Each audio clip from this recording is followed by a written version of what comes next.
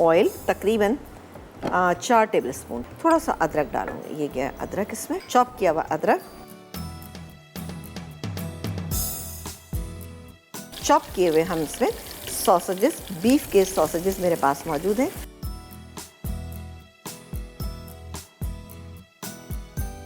सिरका, soya sauce mix कर लेते हैं, चिकन पाउडर, पाइनएप्पल मैंने डाल दी, इसका जो थोड़ा सा सिरप था उस समेत मैंने इसमें शामिल कर दिया। तकरीबन ये ½ kg के करीब राइस है, इसको मैं मिक्स कर रही हूँ। ये गैस में तेल,